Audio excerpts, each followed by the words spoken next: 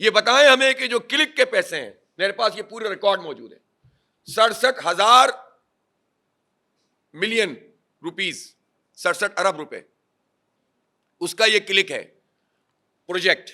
جس میں سے یہ کہتے ہیں کہ 4,000 ملین یعنی 4 ارب روپے کے کام مکمل ہو چکے ہیں۔ ہمارے پاس وہ لسٹ موجود ہے جس کو ہم نے پوائنٹ آؤٹ بھی کیا ہے کہ اس میں سے بہت سارے کام ایسے ہیں جو ہوئے ہی نہیں ہیں اور اس میں درج ہو گیا کہ ہو گئے، اور یہ براہ راست مرتضی وہاب اس کے ذمہ دار ہیں۔ اس کی جوڈیشل انکوائری کرو، اس لیے کہ یہ ایڈمنسٹریٹر بھی تھے اور اب میئر بھی۔ کیسے ہو رہے ہیں یہ کام، اور جو ہوئے ہیں ان کا معیار چیک کر لو،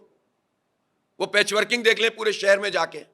اور غیر ضروری کوئی پرائرٹی نہیں ہے کون سا کام پہلے ہونا چاہیے کون سا بعد میں ہونا چاہیے۔ حال یہ ہے اس وقت کیئر ٹیکر گورنمنٹ کا، وہ پیپلز پارٹی کی اس طرح سے بی ٹیم بنی ہوئی ہے کہ 13 ٹاؤنز کے بجٹ پاس ہو گئے جو پیپلز پارٹی والے تھے، لیکن جو 9 ٹاؤن جماعت اسلامی کے تھے ان کے بجٹ کو منظور نہیں کیا جا رہا۔ 1 مہینے پہلے بھی میٹنگ کی، 1.5 مہینہ پہلے بھی میٹنگ کی، پھر سیکرٹری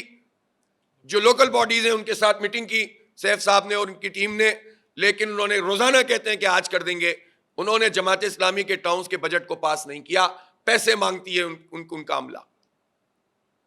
اور باقاعدہ یہ طے کیا ہوا ہے کہ جماعت اسلامی والوں کو کام نہیں کرنے دینا۔ واٹر اینڈ سیوریج بورڈ جس کے چیئرمین مرتضی وہاب صاحب ہیں، اس وقت یہ میرے ساتھ توفیق صاحب بیٹھے ہوئے ہیں، یہ منتخب چیئرمین ہیں ایک یو سی کے، ہمارے ضلع کے امیر ہیں۔ ان کے علاقے ہمارا جو ٹاؤن ہے ماڈل ٹاؤن، اس میں پورے میں تقریباً اس وقت پانی کا شدید ترین کرائسس ہے، بلدیہ میں کرائسس ہے، نارتھ کراچی میں کرائسس ہے، اور خاص طور پر ان علاقوں میں، ایون ڈسٹرکٹ ملیر میں کرائسس ہے، سعود آباد میں، ماڈل کالونی میں اور مختلف جگہوں پہ۔ کیوں ہے؟ اس لیے ہے کہ وہ جو ڈملوٹی سے پانی آتا ہے وہاں پر 10-10 12-12 13-13 گھنٹے کی لوڈ شیڈنگ ہوتی ہے، اور جو جنریٹر ہیں اس میں ڈیزل ڈالنے کے لیے مرتضی وہاب صاحب پیسے نہیں دے رہے ہیں، براہ راست مرتضی وہاب ذمہ دار ہے، اس لیے کہ آپ کے ماتحت ہے نا واٹر اینڈ سیوریج بورڈ، کیا کام کر رہے ہیں؟ اس کا مطلب ہے کہ آپ نے تو آبادیوں سے بدلہ لینا شروع کر دیا ہے کہ جو پیپلز پارٹی کے وڈیروں کے خلاف ووٹ ڈالے گا آپ اس سے انتقام لیں گے۔ کبھی آپ پانی بند کر دیتے ہیں نارتھ کراچی کا، کبھی آپ ڈیزل کے پیسے تک نہیں دیتے، جاگیرداروں پہ ٹیکس نہیں لگائیں گے، ان سے صرف 4 ارب روپے جمع کیا ہے، عوام کے اوپر ٹیکس لگائیں گے۔ اور انڈسٹری کے لیے تو 193%، 193% کا مطلب کیا ہے کہ 1 لاکھ روپے کا مطلب ہو گیا 2,93,000 روپے، صحیح ہے؟ تو پھر یہ انڈسٹری کیسے چلے گی؟ کیسے کام چلے گا؟ کیسے روزگار ملے گا لوگوں کو؟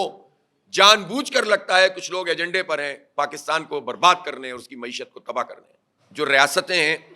وہ تو شیطانیت کا مظاہرہ کر رہی ہیں، لیکن ان ریاستوں میں خود باضمیر انسان اٹھ کر کھڑے ہو گئے، اور ان کے سامنے بھی یہ حکومتیں اور ان کا نظام اور ان کی تہذیب بالکل واضح طور پر سامنے آ رہی ہے کہ جس میں ان کے دعوے کچھ ہوتے ہیں اور کام کچھ ہوتے ہیں۔ اپنے بچوں کے تحفظ کے لیے تو بہت سے قوانین وہ بناتے ہیں، لیکن مسلمانوں کے بچے، فلسطینیوں کے بچے، ان کا قتل عام ہوتے رہے، ان پہ بم پھینکتے رہیں، ان پہ فاسفورس بم پھینکیں، حتیٰ یہ کہ مدر آف آل بمز جسے کہا جاتا ہے وہ تک وہاں پر پھینکا گیا ہے۔ آپ اس سے اندازہ لگائیں کہ اس کے نتیجے میں جو تباہی ہو رہی ہے اور جس طرح سے وہاں پر تہس نہس انہوں نے کر کے رکھ دیا ہے، پانی نہیں مل رہا، بجلی بند کی ہوئی ہے، اور جو باقاعدہ اقوام متحدہ میں درج ہے، لکھا ہوا ہے، سب کا طے شدہ ہے کہ کبھی بھی اسپتالوں پہ بمباری نہیں ہو سکتی، اسکولوں پہ بمباری نہیں ہو سکتی، صحافیوں کو نشانہ نہیں بنا سکتے۔ 65 صحافی اب تک شہید ہو چکے ہیں اس پورے عمل میں۔ 65 صحافیوں کی ہلاکت ایک بہت بڑا سوالیہ نشان ہے، اور پوری دنیا میں جو صحافتی حقوق کی بات کرنے والے، مغرب میں تو یہ بہت بات ہے نا کہ فریڈم آف اسپیچ ہونا چاہیے، تو جو صحافی رپورٹنگ کرنے جا رہے ہیں ان پر اگر دہشت گرد اسرائیل اور صہیونی ان پر اٹیک کرتے ہیں اور ان کو مار دیتے ہیں تو امریکہ اس کی مذمت نہیں کرتا، یورپی یونین اس کی مذمت نہیں کرتی، کچھ لوگ ضرور ہر جگہ پر بات کرتے ہیں، لیکن یہ لوگ پوری طریقے سے دہشت گردی کو سپورٹ کر رہے ہیں۔ حماس کے جو مجاہد ہیں اس وقت لڑ رہے ہیں، ہم ان کو خراج تحسین پیش کرتے ہیں، اور ہم یہ سمجھتے ہیں کہ وہ پوری امت کی طرف سے، انسانیت کی طرف سے ایک فرض کفایہ ادا کر رہے ہیں۔ وہ جان ہتھیلی پہ رکھ کر سرفروشی کا مظاہرہ کر رہے ہیں، اور انہوں نے اسرائیل اور امریکہ کے